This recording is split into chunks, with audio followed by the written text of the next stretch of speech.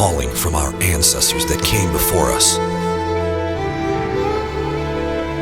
Something in our bloodline, something in our DNA that draws us to the outdoors. The early mornings, the late evenings, all year long planning, training, in hopes that when that moment of opportunity presents itself, we are lethal. The highest of highs, the lowest of lows. We take to the field to become lost and consumed by our obsession.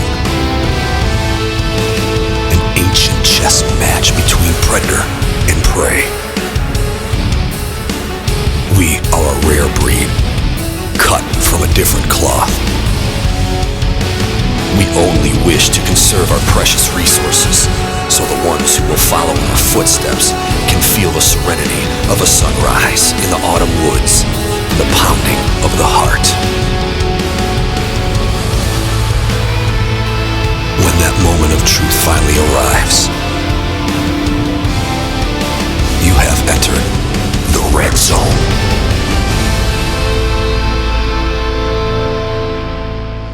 What's up, everybody? I appreciate you guys tuning in again. I got a phenomenal story to tell you guys about in North Jersey with my buddy Nick.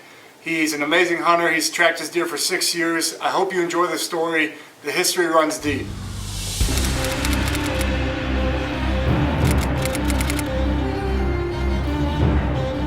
So this story starts 2014. Picked up a piece of property, North Jersey. Not a lot of big deer. There's big deer in North Jersey, but not big deer. Not like the Midwestern guys, no. You kind of have to grow. So this was a deer, a year and a half old, didn't recognize him, 2 years old, had this funky little one tine coming out the side of his face, like right above his eye. So I nicknamed him on the camera Kickstart, like a kickstart on a dirt bike. So long story short, let him go, 2 years old. 3 years old, pretty cool.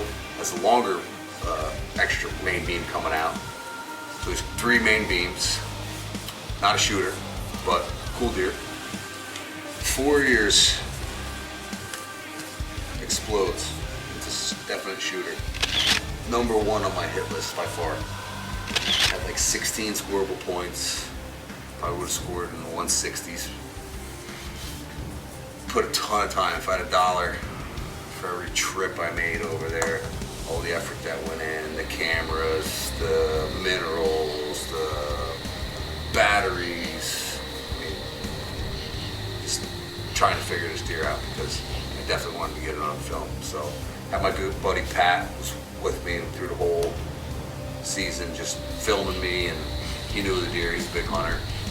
He's like, I definitely want to get you on film killing this one. So we were working on it, and I called him up one day. It was early in the season. I think the season started that year, 2017, on September 8th. It was like September 11th, and I called him up, and I'm like, bro, I got this deer every day, like hitting this one bean field, and it was right next to a river, and he was cutting through, and he was hitting the beans, he was coming from the river. So we set up, got in the stand, and BSing like you normally do. When you first get in, get set up, kind of figure out where the deer's going to come from, you know, what's going to do, what are the chances of us seeing it. And I literally look down, and here's the deer that would have been my number 1 biggest deer I've ever killed. Right 10 feet below me. And mind you, my buddy Pat's 6 feet above me, and he's filming, so I turn and I look, and I got the river running, so I never heard it coming up in the leaves. Deer of my life, right 10 feet from me. So I reached up and picked up the bow and hooked on my release nice and slow. And as I'm getting ready to make my shot, I hear the camera turn on, so I know he's on. And the buck comes, it spends maybe 2-3 minutes, which seemed like an eternity, right underneath me. And as he slowly starts to walk past me to give me my shot, which was point blank, straight. I couldn't even stand up, it was so close. I draw my bow back from sitting in position. I know my buddy Pat's right over my shoulder. The angle's gonna be perfect. As I'm looking down my arrow, I see the arrow kind of lifting off the rest. So in my head, I'm thinking it's gonna hit high. This arrow's gonna shoot high. I gotta aim a little low. So I put it right in the armpit of the buck. Hit the trigger, shoot the deer wheel kicks, crosses the stream, goes. We kind of high-five, thought it was good. Looked at the footage, it was low, got down, looked for blood, gave it a while. Decided with the footage some more, gave it overnight. Went home, cried myself to sleep. Thought about it some more. Should have practiced harder. I blew it. A shot that was 10 feet below me. A chip shot. But it was a shot I'd never made before. Never practiced. I don't know. So, we went back in the morning, looked, followed blood for like probably 200 yards. And then after that, we lost the blood. It was just drip after drip, 10, 20 feet apart. We started like a body search, and like 800 yards away on a soybean leaf, I found one drip of blood. I'm like, this deer's fine. It's gonna live. It's not. I didn't shoot it through the chest cavity. Wherever I hit it was low enough where it wasn't through the vitals. So we let that go. Went back, put up as many cameras as I could. Started trying to figure out if he was still alive, if he was still on the property, if he was off the property. Went back a couple days, started looking for buzzards, sat in the morning, sat in the evening looking for buzzards, no buzzards. Went back with a thermal camera, looked for the thermal camera, the day after, couldn't find anything. So with all these cameras out, started checking them, and lo and behold, like maybe a week later, deer shows back up on camera. This is 2017, right now it's 2020, so I'm trying to fit like 5 years of my history with this deer into a 10-minute story. So we go back and check the cameras, and lo and behold, here's this buck, still alive, swollen, neck swollen, body swollen. So my shot ended up giving the deer an infection, which definitely slowed him down. And I talked to a bunch of different people. They said start checking any of the water, any of the swamps, any of the ponds, anything, which I knew from hunting my entire life. So I put on waders and I walked all the streams and I checked all the ponds. I couldn't find this deer. I walked, it was September, so everything was still green. So I was looking with the thermal camera, thinking maybe I'm walking past him somewhere in the thick stuff. Kept looking for him, couldn't find him. And then he disappeared again. And a month later, he shows up with a couple pictures. He's looking better. He's healthy. He's making scrapes. And then like November, I get another picture of him. He's doing good. He's healed from my arrow. Never got another crack at him. So time goes by. Find some sheds on one side of them. Next year comes around, 2018. Grows a nice rack. Not quite as big, but heavier than what he was in 2017. I hunt him hard, feed him, and run cameras on him. I got his whole plan, what he's doing, where he's going. Opening day comes, disappears. I get some pictures. Now he moved on. He's in a different area of the farm. I hunt him over there. Now he moves to a different spot. As the season goes on, I chase this deer. Every chance I had, I was chasing him. Cell cameras and just baiting and trying to figure out where he was at. Had a lot of time into him. Season goes by, no luck. I end up doing a bunch of shed hunting. Pick up his sheds again. Almost in the same place I found his sheds in the previous season, which makes me think this deer's doing the exact same thing he did the season before. 2019 comes. Set up my cameras in the same place in the spring, in the top fields where it's green. Here comes the first couple pictures I go check. Yep, he's there, he's hitting the blocks, he's hitting the minerals I'm putting out. He's at the same place he was for the past 3 years. His velvet season, he spends the entire season in the same fields. Now he goes hardhorn. I moved my cameras to where I had them the season before. I'm getting them in the same place that I had them hardhorn the season before.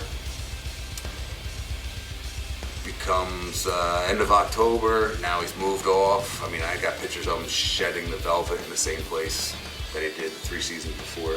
So now he's hardhorn. The rut comes end of October. He does the exact same thing. I get him on camera. He moves off the farm. He moves off the piece of property I had to a place where no one's allowed to hunt, and it's pretty thick. He's gone. I go out to Ohio, and I get a picture of a giant deer, or I get a text message from a friend that says so-and-so shot a giant buck in the same town that I was at, not far from where I was. I only knew it was definitely going to be him, because he was the biggest one that I knew of. And sure enough, I get some pictures, and lo and behold, it's him.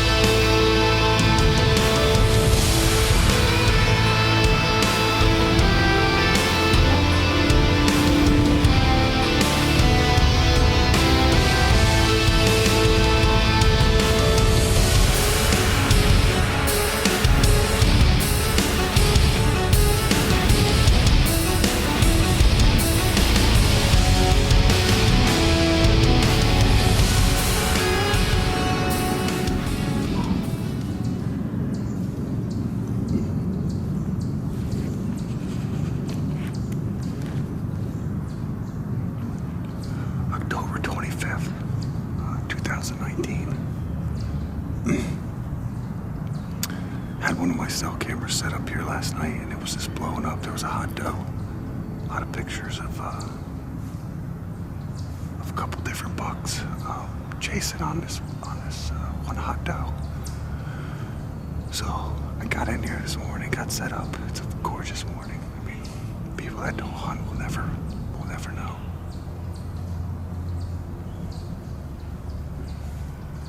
Had a couple little bucks when I was walking in. They were fighting underneath me in the morning. Then as it got light, they moved off. Then I had a bear come through. And then I had this hot doe come back, and she laid down right underneath me.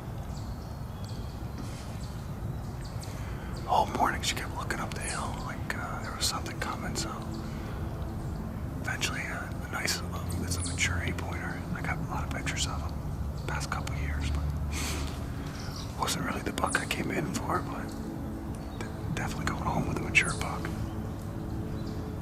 Range that spot out there like 35 yards, so moved my pin and sent one down range. Looked like I 10-ringed him. Just gonna sit here for a couple minutes and enjoy the morning, and I'm gonna go get to work.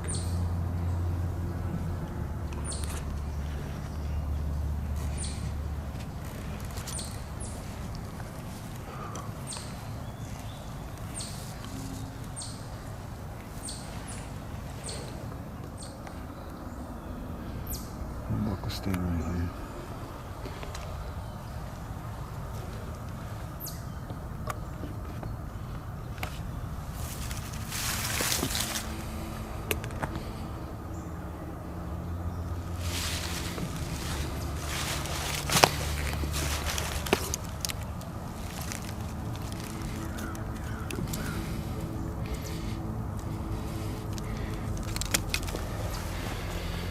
We're gonna go pick up a blood trail here.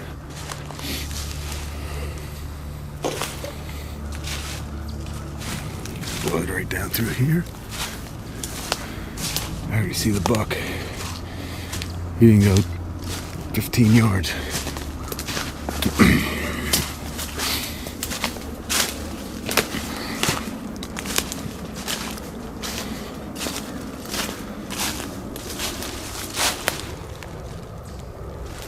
Blood all over this hill. He made it right about up to here.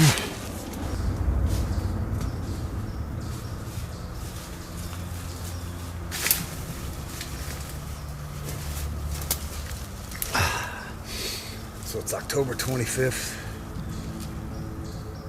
Last day of the regular season. This is a buck that I had on camera. Had him on camera last year too. Short tines. He wasn't getting any bigger. He's just doesn't have it genetically, so being the last day in a buck tag, I haven't shot a buck in a while in Jersey. My bow, so I am tickled to at least catch this one. I caught him good too. So I'm gonna drag him out to the truck and get him loaded up, checked in. Pretty cool, 9-pointer, but just genetically not what we want on this farm. Appreciate you guys tuning in to this story with Nick on his call buck.